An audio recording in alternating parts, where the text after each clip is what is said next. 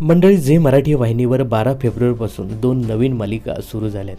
गेल्या काही दिवसापासून प्रेक्षकांच्या मनात प्रचंड उत्सुकता निर्माण झाली होती. वाहिनीने जाहीर केल्याप्रमाणे पारू मालिकेचं प्रेक्षेपण संध्याकाळी 7:30 वाजता करण्यात आलं.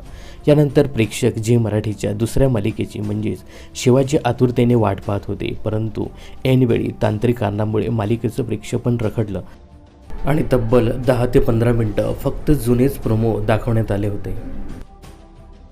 तर अभिनेत्री पूर्वा फडके आणि अभिनेता शालू किंजवडेकर यांची प्रमुख भूमिका असलेली शिवा ही मालिका 12 फेब्रुवारीपासून प्रेक्षकांच्या भेटीला येणार होती. परंतु अखेरच्या क्षणी तांत्रिक कारणामुळे शिवाच्या पहिल्या भागाऐवजी मालिकेच्या आधीचे प्रोमो दाखवण्यात आले. सर्वत्र एवढ्या मोठ्या प्रमाणात प्रसिद्धी करून ऐनवेळी प्रेक्षेपण खोळंबल्यामुळे प्रेक्षकांचा चांगलाच हिरमोड झाला. तर शिवा मालिकेचा पहिला भाग रखडल्यामुळे प्रेक्षकांनी दोन्ही मुख्य कलाकारांनी शेअर केलेल्या प्रोमोवर कमेंट्स करत नाराजी व्यक्त केली.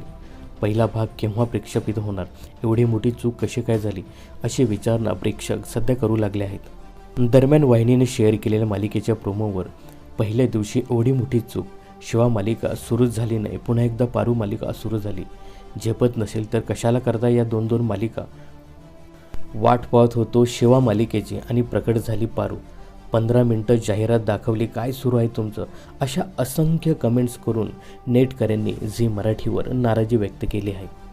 दरम्यान शिवा मालिकेचं प्रेक्षेपण ऐनवेळी का रखडलं याबाबत अद्याप कलाकार किंवा वाहिनीकडून कोणतंही स्पष्टीकरण देण्यात आलेलं नाही.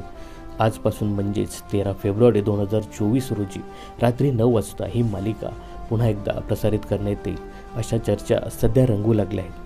मालिकेत पूर्वा शाल यांच्यासोबतच सविता मालपेकरसह अन्य बडे कलाकार पाहायला मिळत आहेत. तर या मालिकेविषयी तुमचं काय मत आहे हे कमेंट्स करून नक्की सांगा. मनोरंजन क्षेत्रातील अशाच फिल्मी अपडेट जाणून घेण्यासाठी चॅनलला सबस्क्राईब आणि फॉलो करायला विसरू नका.